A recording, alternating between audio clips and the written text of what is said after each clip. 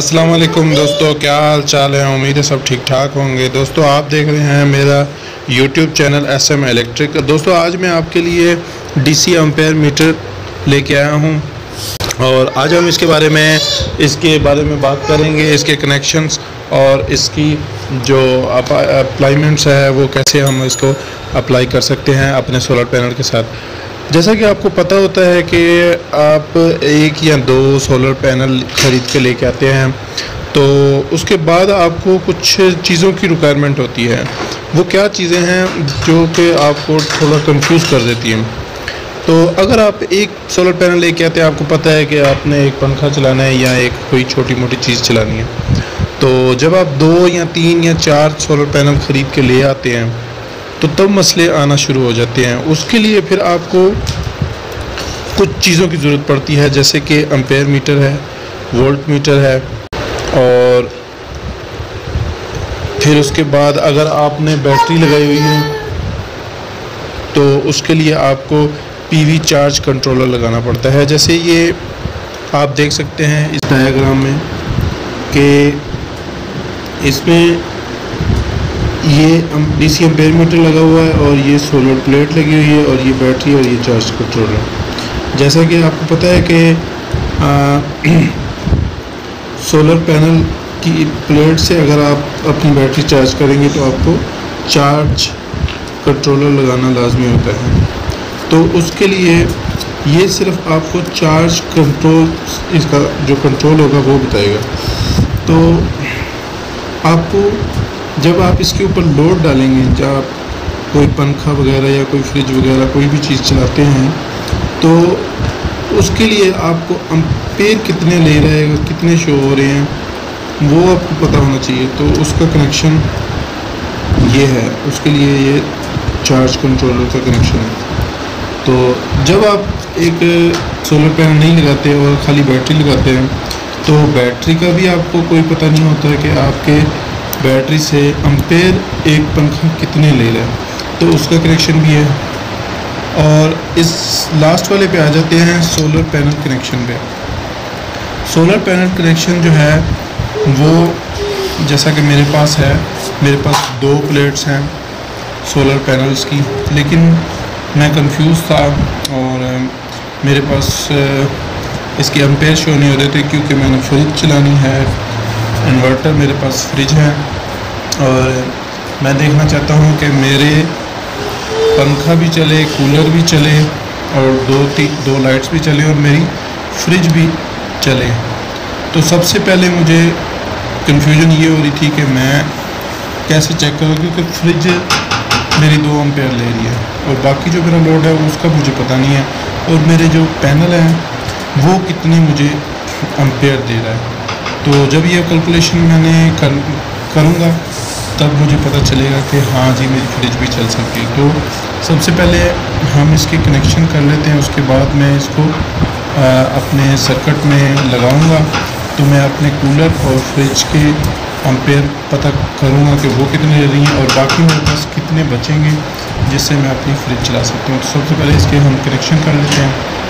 तो दोस्तों देखा आपने कि मैंने ये कनेक्शन कर लिए हैं और अभी इस कनेक्शन के बारे में आपको मैं समझा देता हूँ कि इसके 3 कनेक्शन थे और इन तीनों कनेक्शनों को लाजमी लगाना होता है।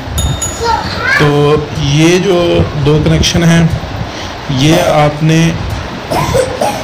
डायाग्राम की मदद की, जैसे डायाग्राम में लगे हुए हैं,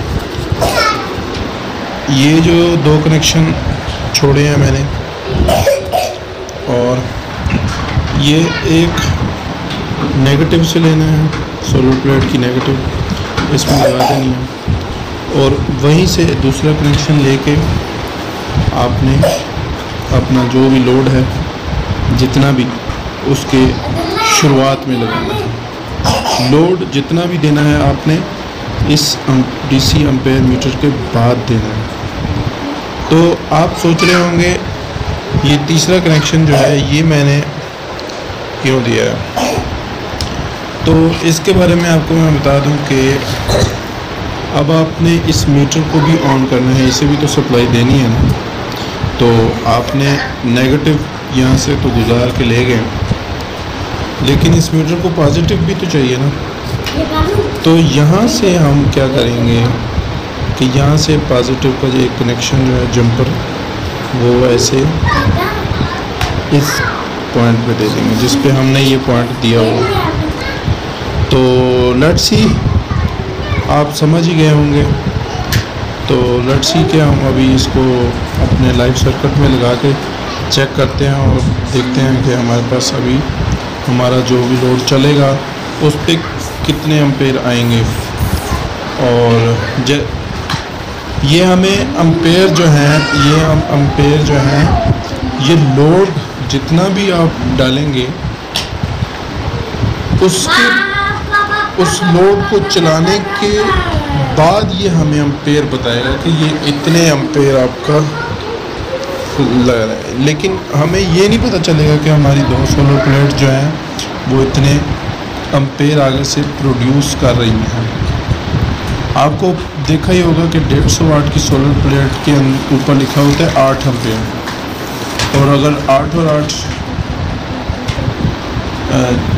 8 16 एम्पेयर होने चाहिए ना। तो हमारी फ्रिज ले रही है 2 एम्पेयर, तो 16 एम्पेयर 2 प्लेट्स को देने चाहिए, लेकिन वो क्या करती हैं, देती नहीं है, हमें पता नहीं होता।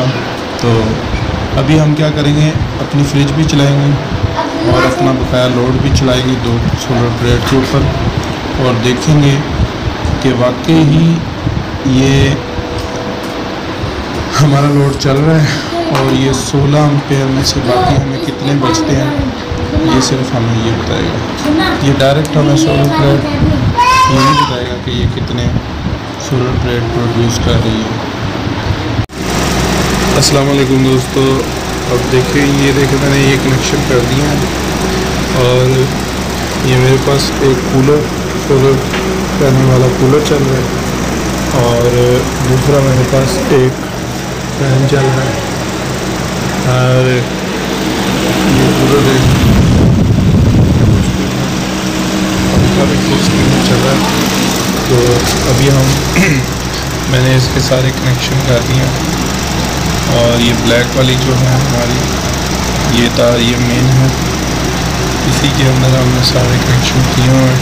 ये मैंने सिर्फ आपको दिखाने के लिए कनेक्शन किए हुए हैं, अदरवाइज़ आप इसको किसी प्रॉपर किसी वुडन शीट के अंदर या किसी बोर्ड में, प्लास्टिक बोर्ड में आप इसको सेट कर सकते हैं। और अभी हम आपको दिखाएंगे इसके वोल्टेज, तो हमें देख लिए हैं 12.6, ये सिर्फ 16 पे आते हैं।